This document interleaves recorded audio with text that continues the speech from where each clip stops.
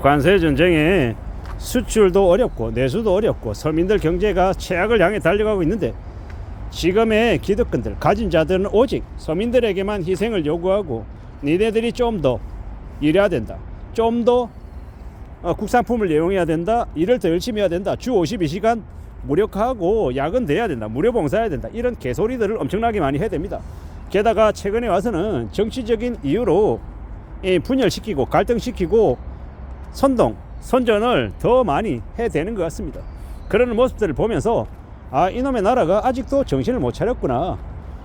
저 같은 개인들도, 서민들도, 국민들도, 정치인들도, 경제인들도, 각계각층의 이 리더라고 하는 이들도 다들 지금 현재 안정적인 생각들을, 평범한 모습들이 아닌 것 같다라는 겁니다. 어느 누구든 견제가 되지 않으면 안 되고, 견제가 돼야 되고, 경쟁이 있어야 되고, 서로 입장이 있다라는 건 분명하지만, 이 정치인들이든 경제인이든 오직 필요한 것들은, 정치인들은 국민을 위해서, 이 경제인들은 이 나라의 경제를 위해서 몸 바쳐서 일해야 되는 거고, 자신의 사리사욕을 추구해서는 안 된다라고 생각합니다. 근데 지금 보여지는 모습들은 이 자신들의 사리사욕을 위해서 국민들을 갈라치기 하고 두 동가리 내고 세 동가리 내고 계속 분열시켜서 더욱더 그들이 단합하지 못하고 그들이 한 목소리를 내지 못하게 만드는 것 같습니다. 뒤에서 조장해놓고 분열되어 있는 국민들을 향해서 뭐라 그럽니까? 국민들이 잘못하고 있다라고 개소리를 해야 됩니다. 국민들이 잘못한 겁니까? 아니면 그 국민들의 마음에 이 분란과 혼란과 갈등을, 분열을 조장한 그들이 문제가 되어 있는 거 아닙니까? 이런 생각들을 좀 요즘에 많이 하게 됩니다. 그리고 한국이라고 하는 나라가 앞으로 많이 경제적으로 어려워질 것 같다는 생각도 듭니다.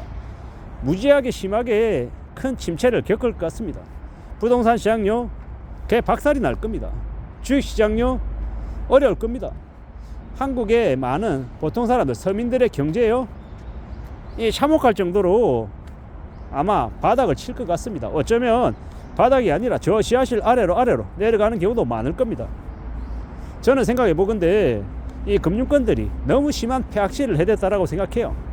이 건설사들을 이용해서 비싸게 고분양가로 개인들에게 넘기면서 시세 차익을 볼 수 있다, 프리미엄을 볼 수 있다, 5억을 번다, 10억을 번다, 20억을 번다, 환상을 부추기고 탐욕을, 욕심을 다 심어 주놓고, 그래 놓고 30년 40년 장기 대출받게 했잖아요.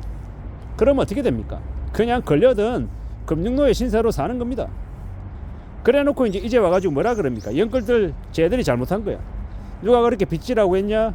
누가 머리에다가 총 대고 협박했냐? 네가 한 거잖아, 네가 사인한 거잖아 라고 얘기합니다. 젊은 청년들에게 결혼하면 신혼부부 특례 대출 해주겠다, 1%대로 해줄게, 2% 초반대로 해줄게, 그러면 싸잖아, 이러면서 되게 비싸게 떠넘겼다라는 겁니다. 그런 짓거리들이 너무 많이 벌어졌고, 이제 와서 이 강남 3구 외에 이제 강북이든 경기도든 뭐 충청이나 충남이나 전라권이나 경상권이나 부산이나 제주도나 너무 많은 물량들이 비어있고 난리가 나 있는 상태가 지금이죠. 그래놓고 뭐라 그럽니까? 서민들에게, 보통 사람들에게 니네들이 사치 부리고 니네들이 흥청망청거려가지고 나라 경제가 어려운 거라고 얘기합니다.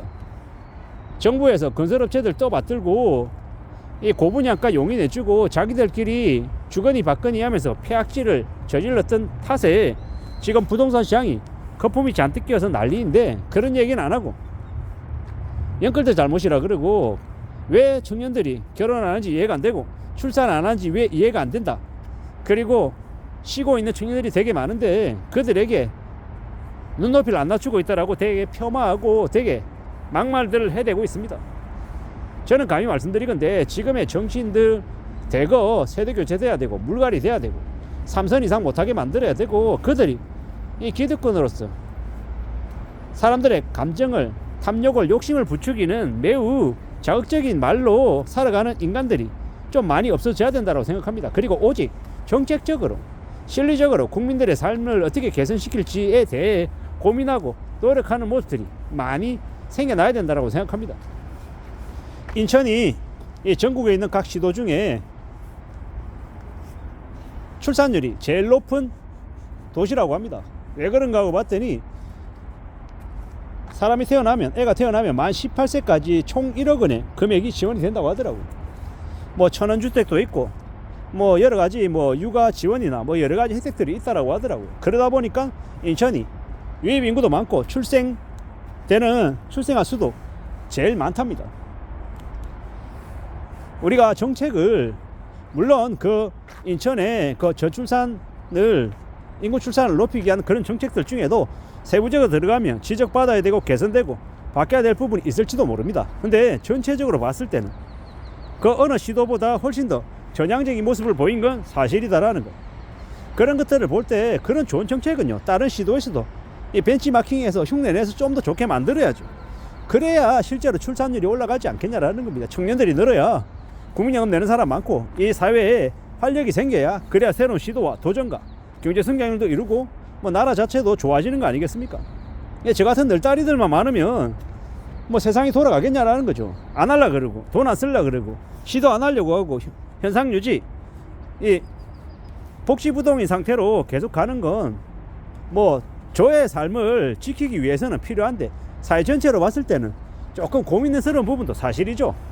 왜냐? 소비가 늘려면 어떻게 해야 됩니까? 많은 사람들이 소비를 늘려야 됩니다. 버는 돈도 많아져야 되고 돈을 많이 벌어야 소비도 더 하고 연애도 하고 결혼도 하고 출산도 하고 하죠.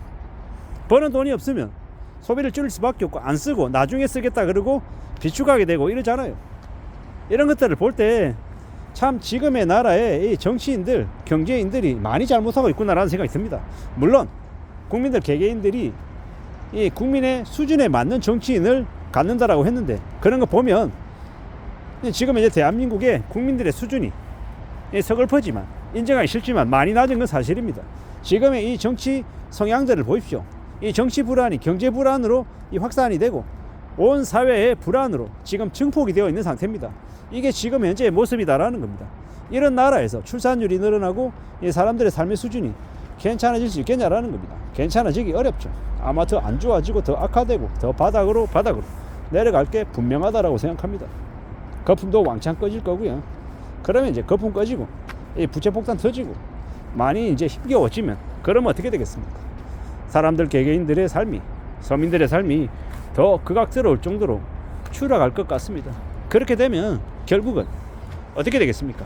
우리들 개개인들이 감당해야 될 무게가, 충격의 크기가 더 크고 더 힘겨운 삶을 살 수밖에 없을 겁니다.